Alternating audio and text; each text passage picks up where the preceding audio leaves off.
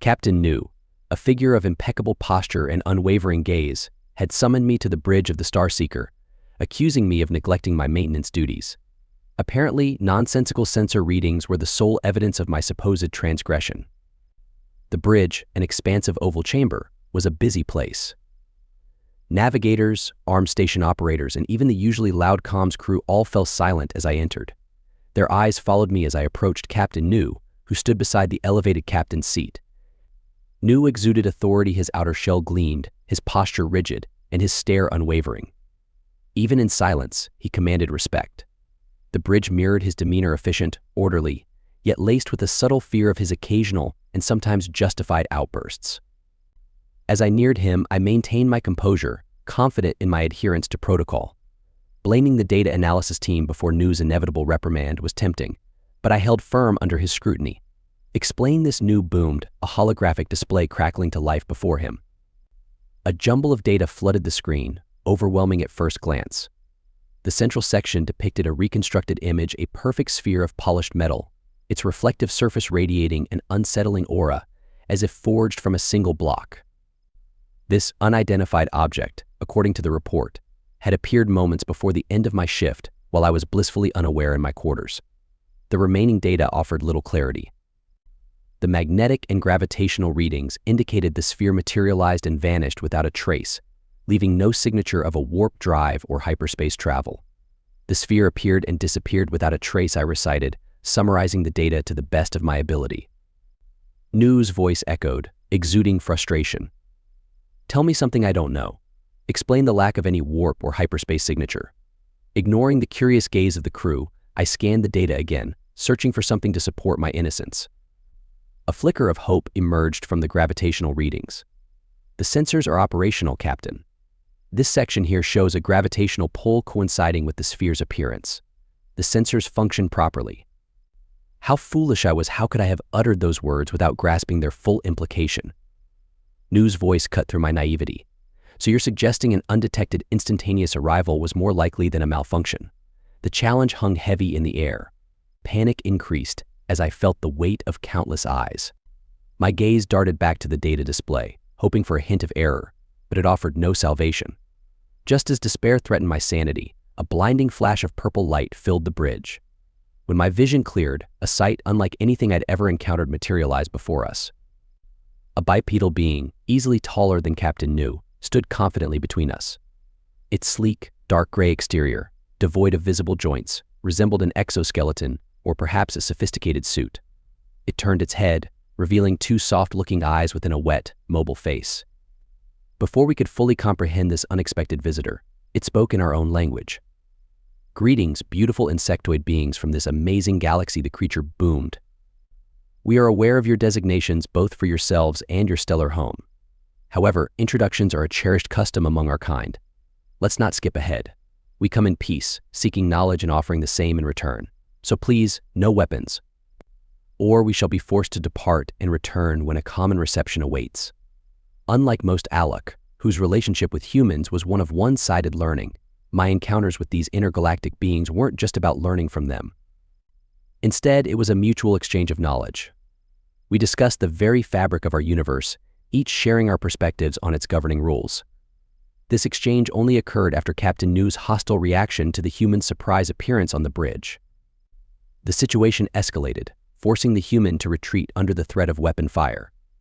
Captain Nu, desperate to return home as quickly as possible, ordered an emergency light-speed jump, pushing the Starseeker beyond its safe limits. Confined to my cramped quarters, anxiety gnawed at me. Every physics lesson I'd ever endured replayed in my mind. Suddenly, a blinding purple light engulfed my cabin. I startled and whirled around to find the human intruder staring back with those unsettling moist eyes. Forget the cramped space, forget the shield straining at maximum capacity, forget the impossible speed as we hurtled through space. The human was simply there, defying all logic. "We've been observing your vessel for days," Vian, he spoke directly to me. Fear sent a jolt through me, turning my eyes frantic as I searched for a weapon to hurl at this enigmatic being. "No harm is intended," Vian, his voice soothed, a stark contrast to the turmoil brewing within me. "We seek only knowledge." How could he expect calm amidst the impossible? One thing the human did well, he remained motionless and silent after his initial explanation, allowing my panic to simmer down, replaced by burning curiosity. Just as I was about to reciprocate, the unimaginable happened again. "It seems my time is short," he echoed before his disappearance. "But fear not, I'll be back." The human form pulsed with a purple glow that vanished completely. He was gone. I stood there transfixed, staring at the empty spot. Thoughtfully, I reached out, cautiously probing the space with my manipulators, searching for any sign of trickery or illusion. Time stretched into an eternity as I paced the confines of my cabin. Should I report the encounter to Captain New? The memory of the bridge erupting in chaos doused that thought. Reporting it then felt futile. Captain New stubbornly dismissed the bridge incident as a trick, ordering the crew to forget it. Suddenly, the blinding purple light flared again. This time, I avoided eye contact, blurting out my question. "What could a powerful being like you possibly gain from interacting with us?" "Think of me as David," he chuckled, revealing teeth. "My translator struggles with names. It seems our interspecies communication isn't perfect yet." He didn't directly address my question, and I mistakenly thought my inquiry had angered him. Instead, David sighed back to the silent treatment. "Vian, I thought we were getting somewhere. To answer your question, we're fascinated by your technology, your shields and FTL drives. We've been chasing this secret for centuries, but even our most advanced AIs can't crack the code on building ships like yours." Humans from another galaxy interested in our tech, a wave of disbelief washed over me. It felt like these powerful beings were toying with me. Anger simmered within me, forcing me to lapse into a long silence, anything to avoid blurting out something that could endanger my species. In hindsight, it's easy to judge my past self. Back then, I lacked the knowledge I possess now. Playing along with these seemingly godlike beings wasn't foolishness but self-preservation. Fear kept my tongue in check lest I say something that triggered our destruction. But why build ships like ours? I finally dared to ask, oblivious to the significance of my question. When you can already travel to other galaxies? David shook his head, a gesture I now understand as resignation. "There's little point in interstellar travel," he explained, "if the universe is just going to send you back home minutes later with no trace of your journey. Even the objects we carry will be returned." A spark of understanding ignited within me as David vanished once more, enveloped in that familiar purple glow. He returned to his own galaxy as if his visit to our ship had never happened. It was a profound moment. David's absence, however, proved far more pivotal than his presence. Alone in my cabin, a storm of ideas brewed in my mind. Perhaps it's just my advanced age talking or an inflated sense of self-importance, but during that crucial period, the seeds of our civilization's recent advancements were sown. Ignoring modesty for a moment, it was during the solitary confinement that the truth dawned on me: the humans might be willing to trade their intergalactic travel secrets for the underlying principles of conventional faster-than-light travel. Additionally, the fear gripping the crew presented an opportunity to end my servitude under Captain New. Fueled by anxiety, I laid the groundwork for a plan riddled with uncertainties and assumptions. By the time I steeled myself with the challenges ahead, an ocean of curiosity and anticipation simmered within me as I waited David's return. The cabin pulsed with purple light once again. This time, I wasted no time. Before my vision adjusted, I blurted out, "Tell me everything about how your species travels beyond galaxies." David chuckled. "There goes my elaborate speech about mutual knowledge exchange. You Alec are such buzzkills. Isn't your time here limited?" I pressed, eager to understand the true cost of intergalactic travel. "No, not exactly," he shrugged. "It's just a pain in the... well, you would understand. Here, let me show you." With a tap to his head, David vanished in a flash, only to reappear moments later with a familiar flash of light. In his hand, a peculiar transparent bottle. "Nothing beats an intergalactic water bottle," he declared, his visor popping open. He proceeded to guzzle the water with loud slurps, effectively shattering any remaining air of mystique. I watched in disbelief as the last drop of water disappeared into David's gullet. How could an advanced being capable of traversing galaxies be so thirsty? Did intergalactic travel remove the fluids from his body? "Don't worry," David said, tossing the crumpled bottle on the floor like a discarded Spaces. It'll be waiting for me back in my own galaxy when I poof." I ignored his flippant response, my scientific mind burning for answers. "All right, David," I pressed. "Enough with the water break. Tell me, can you elaborate on this intergalactic travel of yours?" He leaned back, a hint of amusement in his voice. Well, Vian, I can explain the basic idea, but the fancy hardware that makes it all work, that's part of a potential technology exchange, wouldn't you say? I blinked. Here he was, spilling the beans on this groundbreaking technology, seemingly unconcerned that we might just build it ourselves. If I knew then what I know now, I might have facepalmed so hard I'd leave a permanent dent on the wall. How do you navigate such vast distances so quickly? I pressed, excitement bubbling over. Simple, really, David said, snapping his fingers. We just shove enough energy into a subatomic space until the whole universe throws a tantrum and physics goes on vacation. My jaw dropped. Laws of physics on vacation.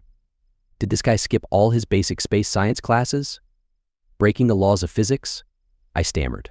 Laws exist because they can't be broken. Otherwise, wouldn't that mean they weren't really laws in the first place?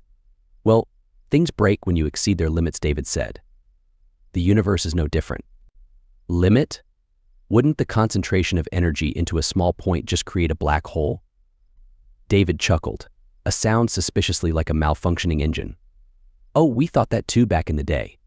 Turns out black holes aren't that big of a deal. You just cram a whole lot of energy into a super tiny space and voila, instant black hole. Easy for him to say. This was my first brush with the human tendency to downplay complex scientific concepts with not as funny as they think wordplay. But back then, I was too naive to recognize the red flags. But why do you need black holes to travel to another galaxy? I countered, suspicion creeping in. Mass and energy are the same, right? You concentrate a huge amount in a small space, and boom, you have nothing but a common black hole. David waved his hand dismissively. Black holes, been there, done that. They're kind of the gateway drug of intergalactic travel. But if you keep shoving more and more energy into an even tinier space, and if you do it fast enough, something else happens entirely. Something else? I echoed, intrigued despite myself. He grinned, revealing a row of teeth that looked suspiciously designed for gnawing on particularly stubborn space rocks. Imagine a point in space where the very fabric of reality rips apart. We call it the weird zone. Think of a black hole as a cosmic pimple, and the weird zone is a full-blown tear in the fabric. That's why I keep disappearing and reappearing. The universe heals itself over time, and causality kicks back in. You remembering me proves that the wound leaves a scar. The purple light swallowed David whole, and with him went the crumpled water bottle, his only parting gift beyond the memory of his brief stay. What was a pimple in space? What was a scar in the universe? These questions and a dozen others whirled in my mind. Thankfully, David wasn't a one-shot visitor. Over the remaining return journey, as the Starseeker hurtled back towards Alak space with a desperate Captain New at the helm, David made several return trips. Each time, he'd answer some questions, then vanish with another swig from his seemingly endless intergalactic water bottles, which also vanished with him. With each visit, a seed of hope bloomed within me. This strange human David held the key to a knowledge exchange that could propel Alak's civilization forward. But convincing my people wouldn't be easy. It meant bypassing Captain New, the flustered leader who dismissed the entire incident as a hallucination. However, I had an advantage. I was the one who had been closest to David during his first public appearance. That fact, I knew, would be my ticket to a higher authority. It was time to gamble on the potential of this intergalactic encounter and take the chance on the future of the Alak. Unlike most Alak, who build friendships with humans only after enduring many cycles of awkward interactions, mine blossomed surprisingly fast. While many remained unsettled by the humans' watery eyes and casual demeanor, I learned to tolerate David's goofiness, and he, in return, respected my seriousness from the get-go. Perhaps it was this unlikely camaraderie that propelled our species' advancements during my lifetime. If Captain New had his way, it wasn't war that would happen, as some insisted on claiming. Instead, the humans might have simply focused on more compatible species, leaving our tiny galaxy unburdened by their attention. The metallic door separating Captain New and me from Governor Evel's office loomed large, its intricate engravings and prominent seal radiating the authority of an elected leader. Leave out the creature speaking our language, and now consider overlooking your negligence. Captain New said, breaking our tense silence. It was the first time he acknowledged me since banishing me to my quarters. I held my tongue, perhaps fueling Captain New's illusion that I agreed. In hindsight, I understand his struggle, attempting to explain the inexplicable. but youth clouded my judgment, preventing me from seeing his burden. While I still held a grudge for being accused of neglecting my duties, the door hissed open, revealing the office's sleek metallic walls.